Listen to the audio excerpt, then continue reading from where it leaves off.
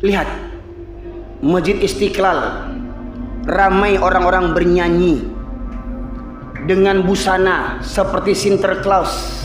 Tahu Sinterklaas? Yang konon katanya malaikat atau makhluk gaib yang membagikan hadiah-hadiah Natal. Bayangkan suasana Masjid Istiqlal hampir seperti gereja, masyaallah muslimin.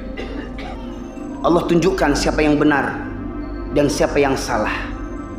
Maka masyaallah muslimin dirahmati oleh Allah, mari, kalau ada ulama sekalipun, pemimpin sekalipun yang bermesraan dengan orang-orang kafir, benamkan,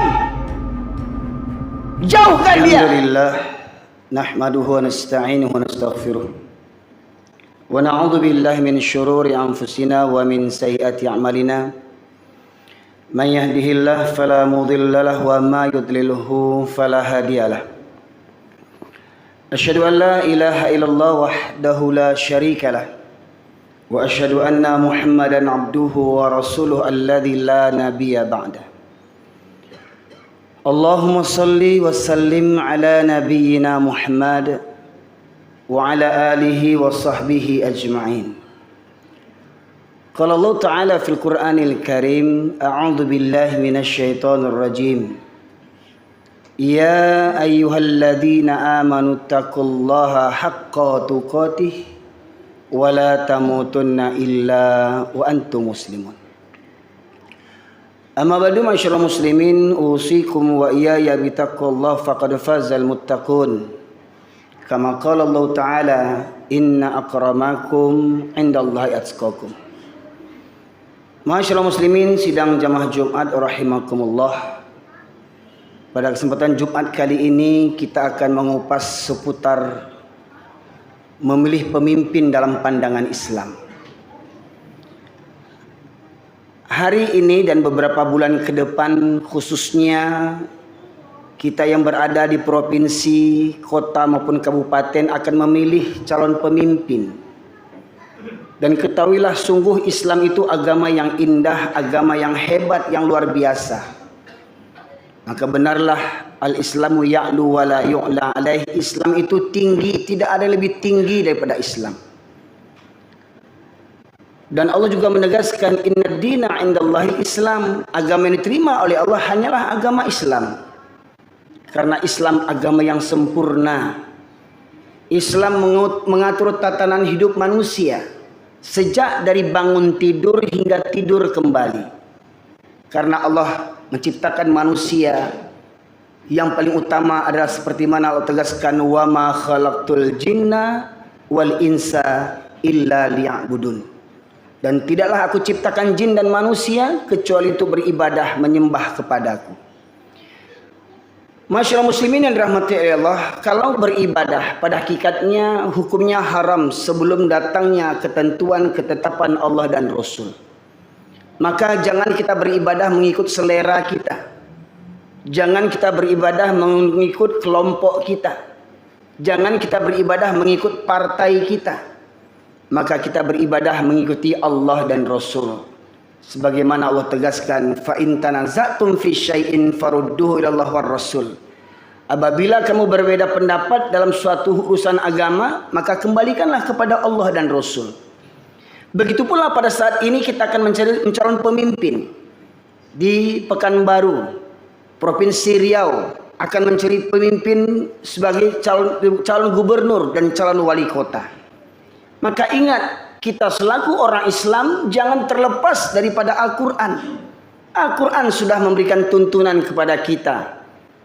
Atas dasar apa kita memilih calon pemimpin? Bukan karena partai. Dan ingat, hari ini tidak ada jaminan partai Islam maupun partai nasionalis, sama saja rusaknya, masyaallah muslimin.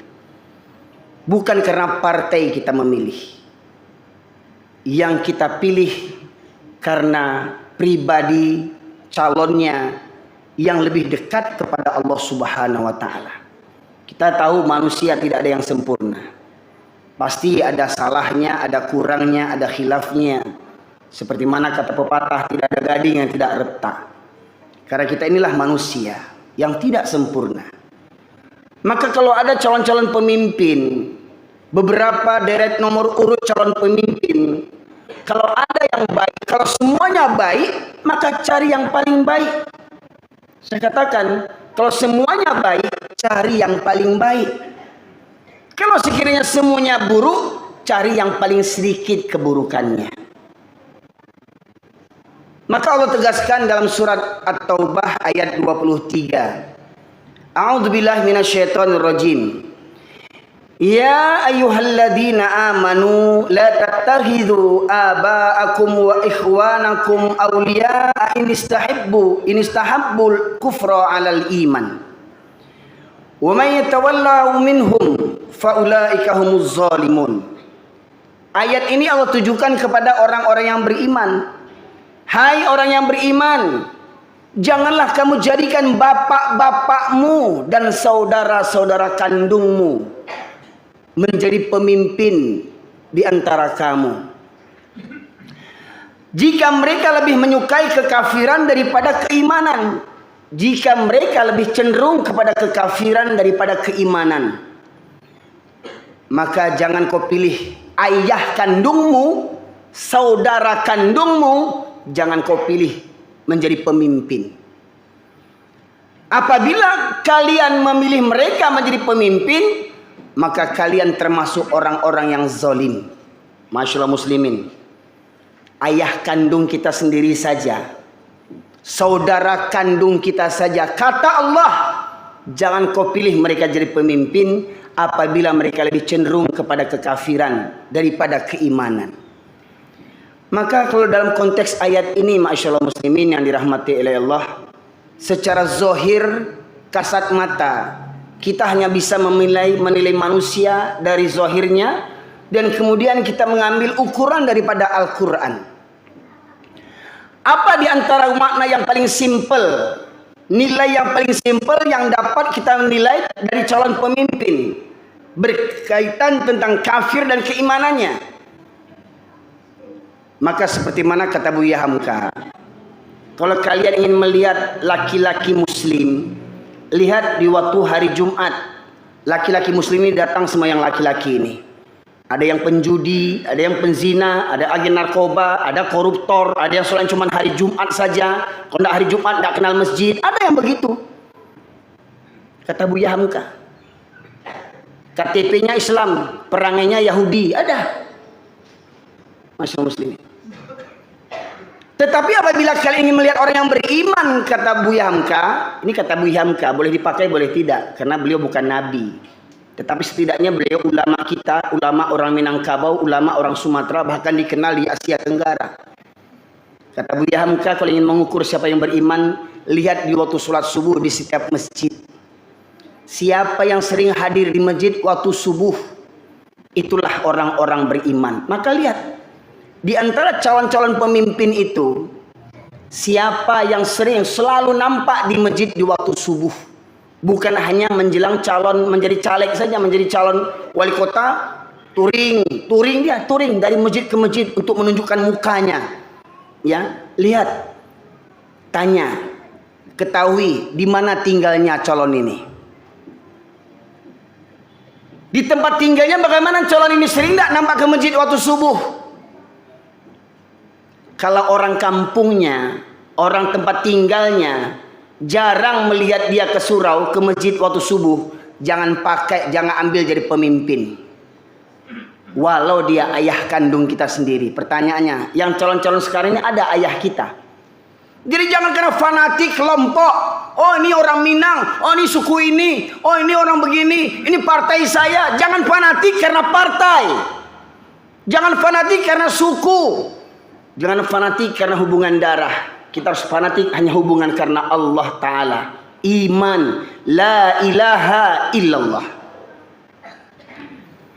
Maka apabila kita memilih pemimpin berdasarkan karena dia sering membantu kita, karena dia partainya partai besar, karena pendukungnya orang-orang hebat di belakangnya, ya, orang-orang kafir banyak mendukungnya, tokoh-tokoh banyak mendukungnya, bukan itu ukuran untuk memilih pemimpin. Lihat Di antara sekian banyak calon pemimpin, siapa yang lebih sering datang ke masjid? Di waktu subuh. Itu di antara tanda-tanda orang yang beriman dan tanda-tanda calon pemimpin yang beriman.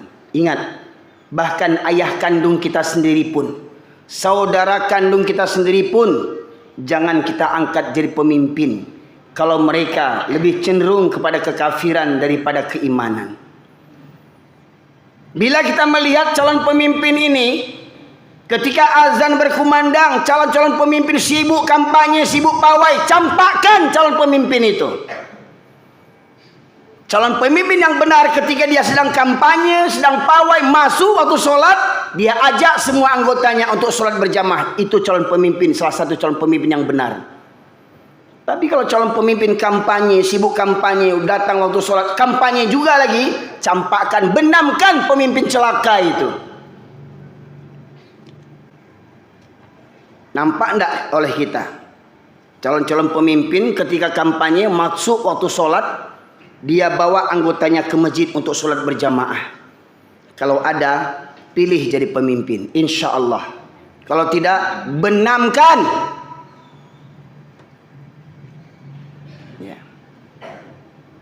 Kita masyarakat muslimin di Indonesia ini, negeri yang mayoritas Islam terbesar di dunia.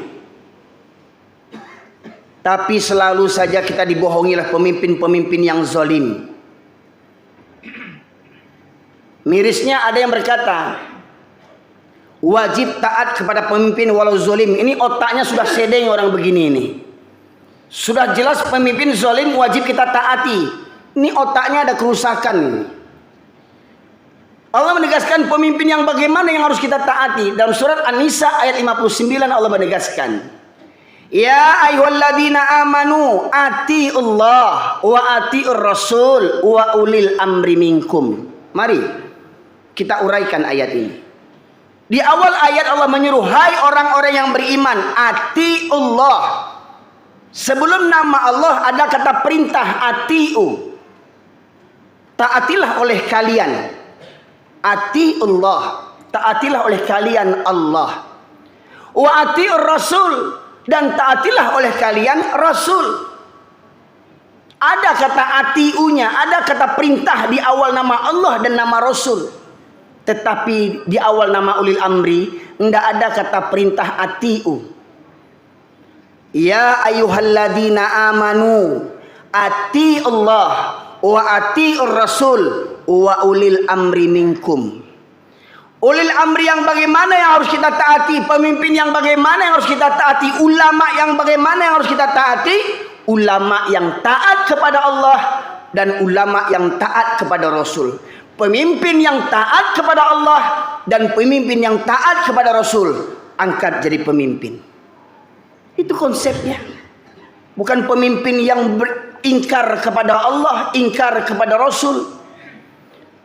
Kalau ada pemimpin ke depan nanti meridhoi, diam membisu ketika ada seorang wanita disuruh membuka jilbabnya, seperti kasus proklamasi RI yang ke-79 di IKN, Allah tunjukkan kezaliman pemimpin.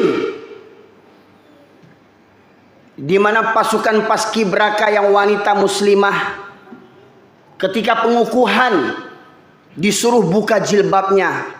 Ingat dalam sejarah ketika di masa Rasulullah seorang wanita dilecehkan kerudungnya, ya.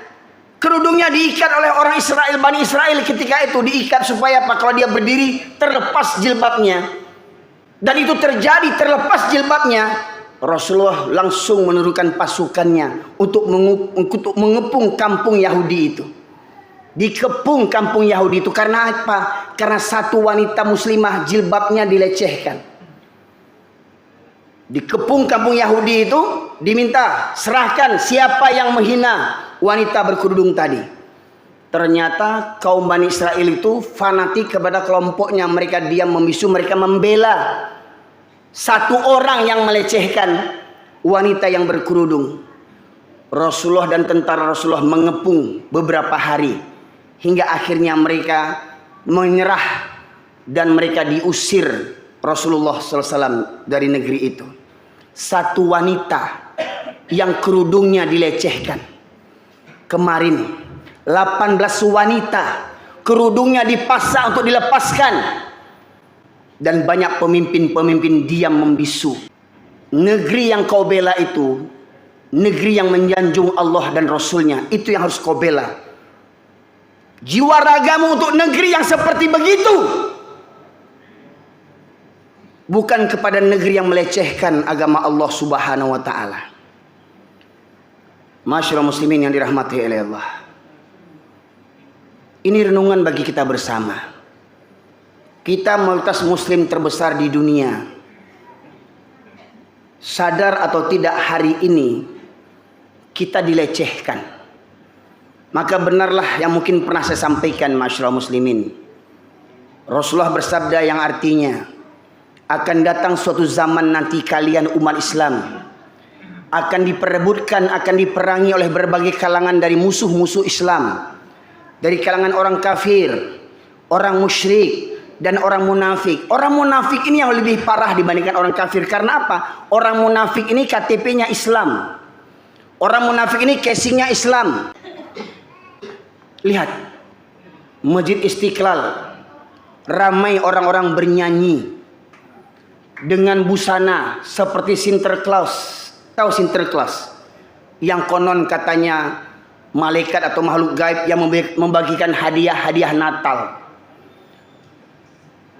Bayangkan suasana Masjid Istiqlal hampir seperti gereja, masyaallah muslimin. Allah tunjukkan siapa yang benar dan siapa yang salah. Maka masyaallah muslimin yang dirahmati oleh Allah, mari, kalau ada ulama sekalipun, pemimpin sekalipun yang bermesraan dengan orang-orang kafir, benamkan, jauhkan dia, singkirkan dia. Pilih ulama-ulama yang lurus, yang banyak dibenci oleh pemimpin-pemimpin zalim. Pilih ulama-ulama lurus yang banyak dibenci oleh pemimpin-pemimpin zalim. Dan ingat, percaya atau tidak, saya dan Anda semua nanti di akhirat akan dimintai pertanggungjawaban oleh Allah Subhanahu wa taala. Kita akan dimintai pertanggungjawaban oleh Allah Subhanahu wa taala. Karena apa engkau memilih pemimpin itu? Karena apa kau memilih si A, si B, si C? Karena apa kau memilih? Kalau hanya karena partai, kau tunggu kecelakaan kau, partai-partai. Kalau hanya karena partai kau memilih, maka benar nanti di akhirat kau bersama partai-partai celaka itu, masyaallah muslimin. Maka pilih pemimpin hanya karena imannya kepada Allah Subhanahu wa taala. Cari tahu bagaimana profilnya. Cari tahu bagaimana calon pemimpin itu. Cari tahu bagaimana selama dia menjadi pemimpin, mungkin selama dia tokoh masyarakat, orang akan dengar bagaimana tipikalnya, bagaimana pribadinya. Maka apabila pribadinya lebih dekat kepada ketaatan kepada Allah, maka pilih mereka jadi pemimpin. Dan ingat para pemimpin, jangan kau dustai rakyat ini. Kau boleh menzolimi rakyat, kau boleh mendustai rakyat, kau lebih taat kepada pemodal pemilumu. Ketahuilah, kau pun akan mampus nanti, hai pemimpin celaka. Kau pun akan mampus nanti. Pemimpin-pemimpin zalim, pemimpin-pemimpin pembohong. Dulu di masa sahabat, Abu Bakar radhiyallahu anhu, orang yang nomor 2 yang imannya tak diragukan setelah Rasulullah. Ketika Rasulullah meninggal dunia, dipilih, diangkat beliau secara aklamasi.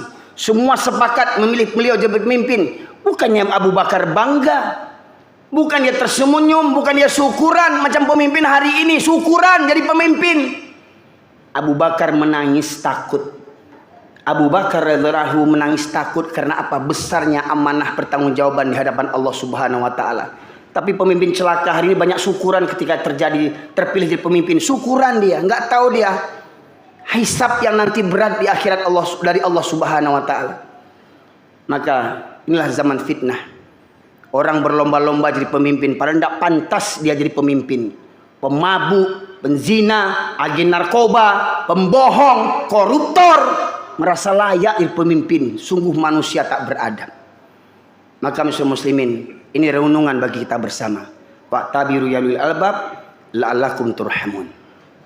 Allahumma salli wa sallim wa zid wa an'im wa tafaddal wa barik bi jalalika wa kamalika ala sayyidi ubbadik Abi Qasim sayyidina wa maulana Muhammad salli wa sallim radiyallahu tabaraka wa ta'ala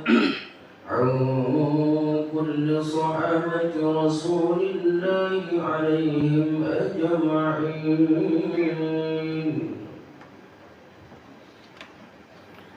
الحمد لله الذي أرسل رسوله بالهدى ودين الحق ليظهره على الدين كله وكفى بالله شهيدا. أشهد أن لا إله إلا الله وحده لا شريك له وأشهد أن محمدا عبده ورسوله الذي لا نبي بعده. اللهم صل وسلم على نبينا محمد وعلى آله وصحبه أجمعين. قال الله تعالى في القرآن الكريم: أعوذ بالله من الشيطان الرجيم. يا أيها الناس اتقوا ربكم الذي خلقكم من نفس واحدة وخلق منها زوجها وبث منهما رجالا كثيرا ونساء واتقوا الله الذي تساءلون به والأرحام إن الله كان عليكم رقيبا. Masyaallah muslimin, sidang jamaah Jumat rahimakumullah. Usikum wa iyaya bitaqullah faqad fazal muttaqun. Saya berpesan kepada diri saya di khutbah yang kedua ini, kembali kita meningkatkan iman dan takwa dan evaluasinya. Maka marilah kita bertakwa kepada Allah. Ittaqullah haqqa tuqatih. Takutlah kita kepada Allah, bertakwalah kita kepada Allah. Karena sesungguhnya semua yang Allah anugerahkan kepada kita, termasuk panca indera kita, hati kita, akal kita, penglihatan kita, pendengaran kita, lisan kita, akan dimintai pertanggungjawaban oleh Allah Subhanahu wa taala. Maka sebelum kita berfikir, sebelum kita berkata, sebelum kita bertindak, sebelum kita memilih, marilah tundukkan jiwa raga kita dengan ketaatan kepada Allah dan Rasul-Nya.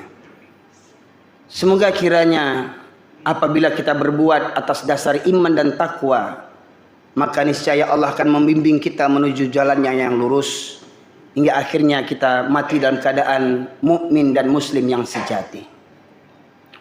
Terakhir saya sampaikan satu firman Allah di khutbah yang kedua ini, ma'asyiral muslimin.